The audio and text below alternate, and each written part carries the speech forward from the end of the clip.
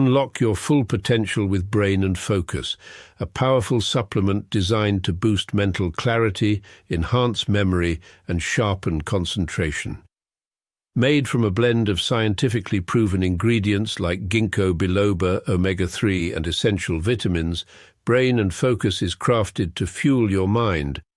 Our process ensures maximum potency and effectiveness, delivering the perfect balance of brain-boosting nutrients. Take just one capsule daily, as prescribed by your healthcare provider, and feel the difference. Whether it's powering through your workday or staying sharp in life's challenges, Brain and Focus keeps you at the top of your game. Stay sharp, stay focused, and stay ahead with Brain and Focus. Brain and Focus, fuel your mind, achieve more. Go get this product at blackhotfirenetwork.com at the Sports and Nutrition Store. I'm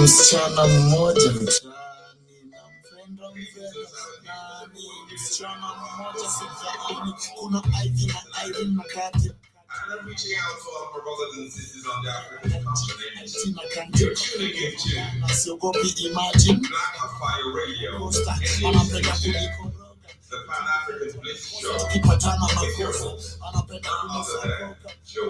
Mpaka monda baba na mama waliniambia niwache raha za dunia, nimeshindwa vumilia, nikiwacha najipata nimerudia. Baba na mama waliniambia niwache raha za dunia, nimeshindwa vumilia, nikiwacha najipata nimerudia.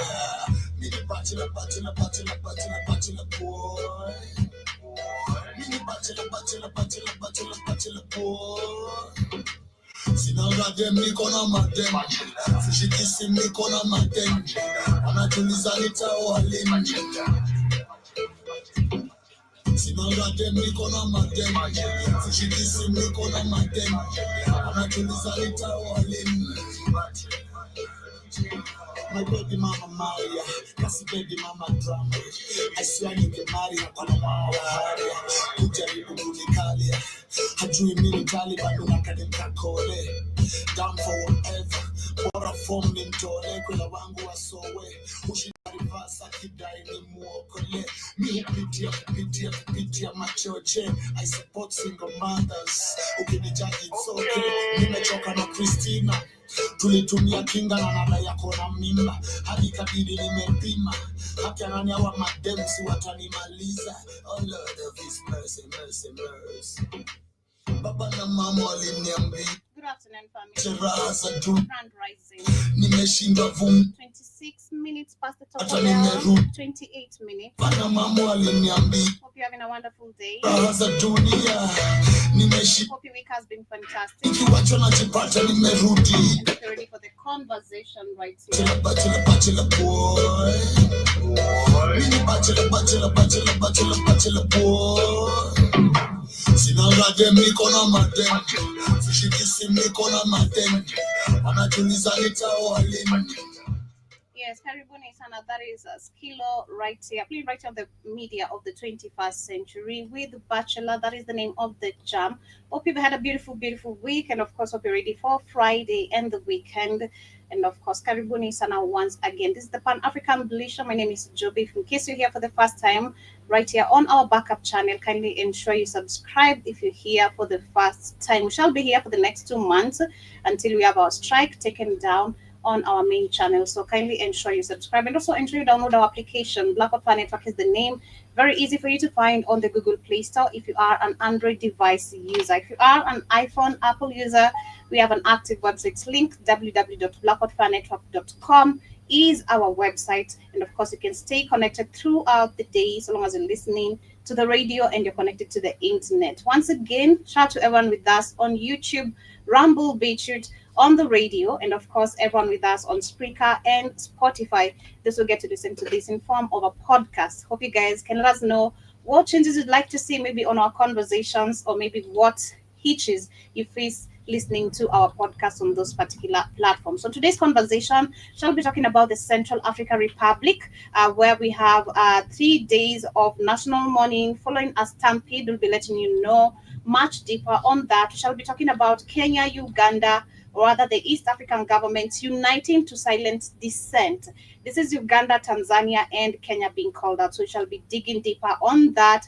We shall also be talking about what is happening in Malawi. I did slightly mention this on the show, on the Africa Today show yesterday, where we saw Malawians youth fighting for elections integrity by getting rid of the election commission chairperson, and of course, which is so amazing to see what people finally understand, Africans understanding that these even chairpersons are all selected to ensure the elections go correctly. I also have a video which I was to share also yesterday. We have this white lady here describing and breaking down democracy and how democracy should apply, and if it doesn't apply, what the problem could be. But on our major conversation, there's something Keith mentioned, I think this week or last week, about the middle class.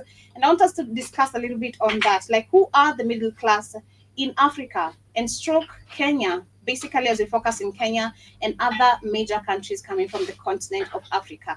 An average middle class generally is defined as a household with monthly income ranging from 23,000 to 100,000 Kenyan shillings. So we'll be checking literally how many gap of people live in this particular bracket, how many don't, what the inequality we get to see, of course, in the society, the community. We also have a video which I want to share when you talk about actually inequality and corruption, how we have the slum lords. Okay, I'm calling them the slum lords, who are willing to do anything. They will kick you out. They don't care even if you're living in the dungeons of dungeons. Pay rent, and if you don't, you're kicked out. So we're talking about literally lack of equality in Africa, which of course is very much experienced and seen. And then last but not least, I'll be sharing a video coming from some white people who are demonstrating, and of course some African brothers in the States. Not sure which part of the States is this, but they were demonstrating, talking about the good deeds Ibrahim Traore is doing. But karibuni sana, that's our top conversation for the day. Before we get started, I have some amazing supplements to share with you, which you can find if you have downloaded our app, and I'll let you know where you can find this. Get your Discover the ashwagandha. natural power of ashwagandha, an ancient herb known for its healing properties. For over 3,000 years, ashwagandha has been trusted to reduce stress, increase energy, and improve focus. Our ashwagandha is carefully grown, harvested, and processed to retain its maximum potency. Each root is hand-picked and dried, then ground into a pure organic powder, ensuring the highest quality. Simply mix 1 teaspoon into your favorite beverage or take it in capsule form as prescribed by a healthcare professional. Whether you're looking to balance your stress levels, boost your immune system, or enhance mental clarity, ashwagandha offers a natural solution. Experience the benefits of ancient wisdom backed by modern science. Trust nature. Trust ashwagandha. Go get this product at blackhotfirenetwork.com at the Sports and Nutrition Store. It's only for $23.90. And imagine we have even more other cheaper organic supplements like that. We have some CMOS, turmeric, gummy bears. We have amazing coffees like Manuka honey coffee. We have beauty supplements. Get yourself some and ensure you ask any question before or after your purchase. In case you're facing also any issues with our purchase or on our website, ensure you communicate to us on kcnews15@gmail.com. Rather on the BHFN sports page where you can get these amazing supplements. We also have an active chat just down below there on your right. And of course, you can put your conversation right there or your question, and you will be answered back, and of course get the answer you really want. But as we get started with what is happening in Kenya, rather East Africa, it's crazy. This is an East Africa so-called conversation, but East Africa community doesn't even work together, which is a problem personally I've had a problem with. It's crazy how we have these organizations in different countries. If you look at the West Africa, or the West Africa, we have ECOWAS. In East Africa, we have the Eastern Africa Community, and I think in the South and the rest of the country is the SADC, if I'm not really wrong. But there's no way how they really work for the people or have managed to actually even bring any sort of unity to benefit the people. And this is actually how we see how they work together when it comes to ensuring the people don't get what they want, like literally uniting to silence dissent. So of course we having critics which are being, of course, arising. This is in so many different countries, not just actually just Kenya. We have Uganda, we have Tanzania. I think early this year and late last year, we gave reports of seeing opposition leaders being arrested right here in the 254 from Tanzania, from Uganda, and actually being abducted. Let me give the right statement. Being abducted, not being arrested. And this came immediately after we saw um, this situation arising in Kenya. And this is during, of course, the current president of the 254. The same Kenya has been hit by recent waves of repression, tarnishing its reputation as a beacon of democracy in East Africa. And that's why we question democracy. So hold on to that again, because we've been talking about democracy for so long. So what is democracy? Who describes democracy? Who does democracy favor? And who is it not supposed to favor? What is democracy? Who defines democracy, and who does democracy favor? Who is it supposed to favor? How is democracy supposed to work? We're supposed to be having this kind of question, especially with these regimes that claim we live in democratic institutes or country. What is democracy? Who defines democracy? Who is democracy supposed to be working for? And how does democracy apply?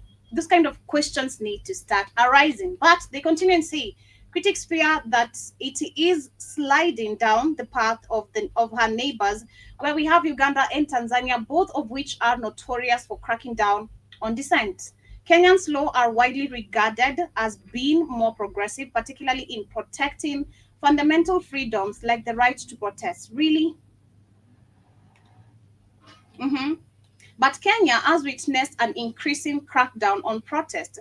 The latest example is the killing of at least 10 people in a nationwide demonstration against President William Ruto's government, while in attempted to ban live TV and radio coverage on the protest. And they're saying this is a rogue regime, declared the headline of Kenya's respected Standard News, as it is pointed out that young people had flooded the streets in defiant remembrance of those gunned down a year ago in mass anti-demonstrations, but instead of listening ear, they were met with razor wire, armored trucks, and cold grip of repression. But as far as Interior Mr. Kipchumba Murkomen, who earlier today woke up to tell us how police have been given the authority to kill us if we offend them, shout out to him. These are the kind of the cabinet secretary Ruto wants, the kind of advices he wants in his ear, which is super, super a failed state or a failed president. But as the Interior Minister Kipchumba Murkomen is concerned, the police showed remarkable restraint as they foiled an attempted coup. An attempted coup. Now, this is an attempted coup. Practicing democracy is an attempted coup. That is what they said even last year, that this was an attempted coup. And he says, we condemn the criminal anarchists who, in the name of peaceful demonstration, unleashed a wave of violence, looting, sexual assault, and destruction upon our people. Of course, we do agree that did happen. We saw looting, which I did discuss slightly yesterday on the Africa Today show. So many shops were looted. Sexual assault, these of course, a conversation going viral of where a woman who's going back home after the demonstration was gang raped by a group of young men, and which is so crazy because this is also something that is never tackled by this same system, claiming that demonstrations are the one arising or bringing up the cases of sexual assault. Violence has always been there, started by them, giving the orders. But they're saying, however, the Law Society of Kenya, which is the LSK, condemned the police for their handling of protests. As always, they always do this.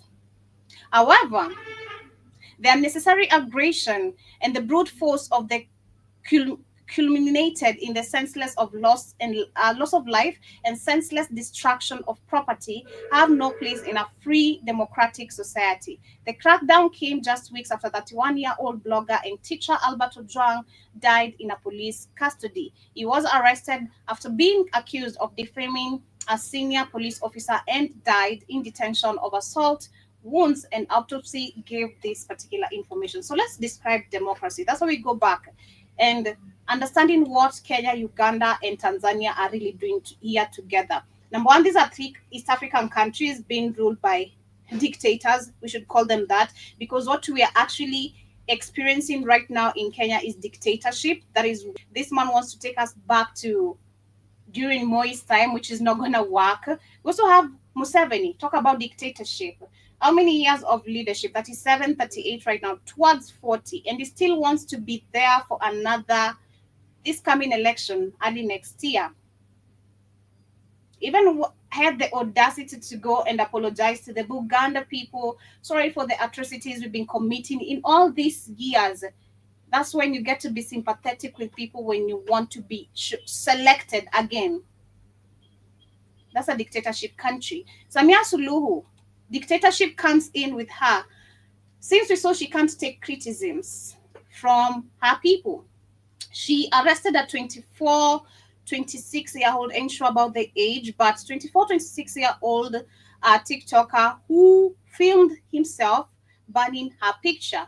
I mean, what is wrong with me banning a picture of someone I feel like they're not really delivering what they're supposed to be doing? Actually, that is me expressing, or I'm sending a message to you. So you should actually sit down, address the youths, ask them, is there something I'm doing wrong that you'd like me to correct? Because I do not like the fact that I'm seeing my image is being banned out there. So it means there's a message you guys want to send. And instead of me reacting this way, sending you guys to jail, I should pay attention and listen to you. Well, let's listen to Democracy by this lady. Democratic president in the world. I say truly, who is the democratic? Start it again. There is no democratic president in the world. I say truly, who is the democratic president? Trump? No. Obama? Who is here in Britain? We should be clear. Democracy is an illusion. We cannot have democracy. Exactly. Just to pause on it, I love the fact she started with Trump, because I think most of the people, and try to keep always breaking everything down. When Trump was declared the fake hero after the fake assassination, I think most of the people were caught up in that idea and bubble of, this is a democratic person, is going to bring democracy in different ways or apply democracy in different ways. And this means, even when we were talking about Somali yesterday, most of the promises he gave during his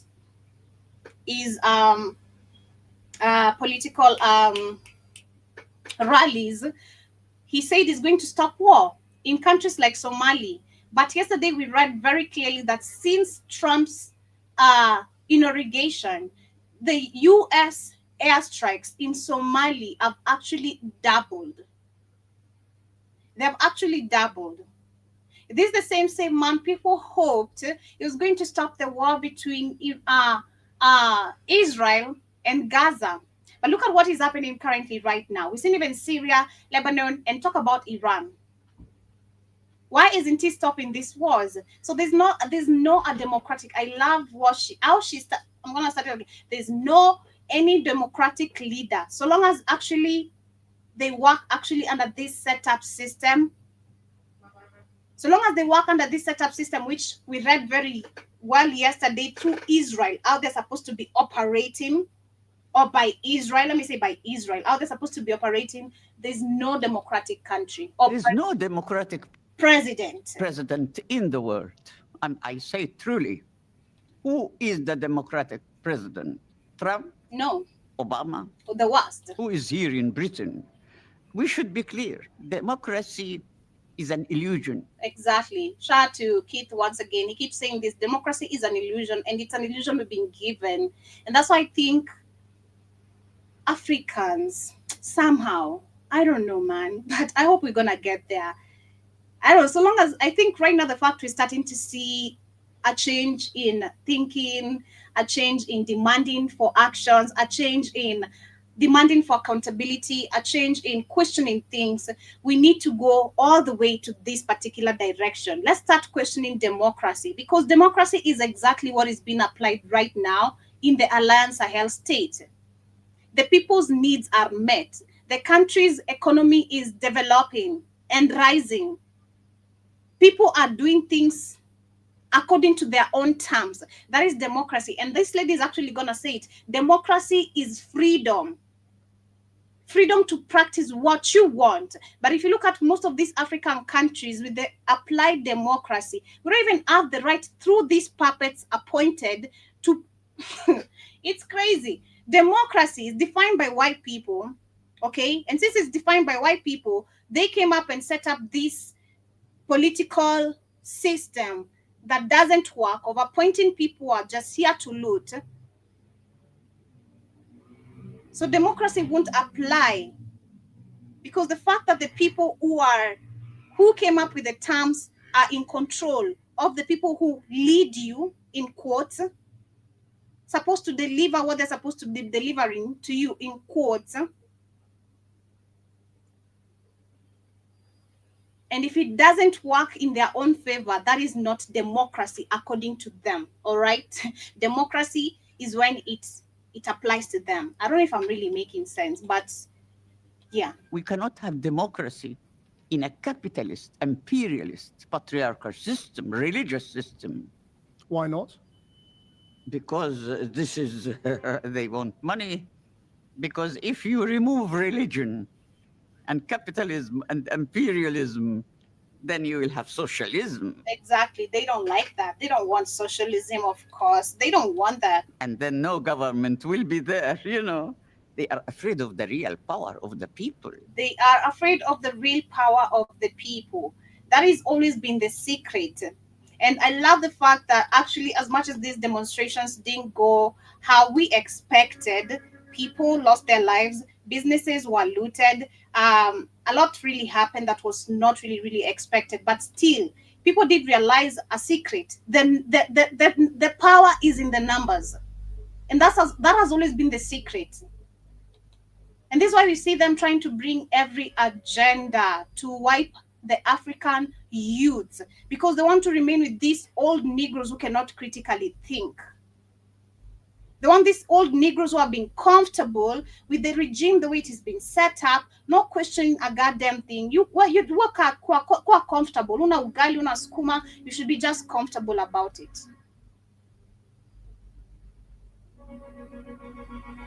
If they can't steal your land, you should be quiet about it. If you can't go to school, you keep quiet about it. And this is why I love the fact, actually, this conversation should be leading me to the main topic. We need to discuss who are the middle class?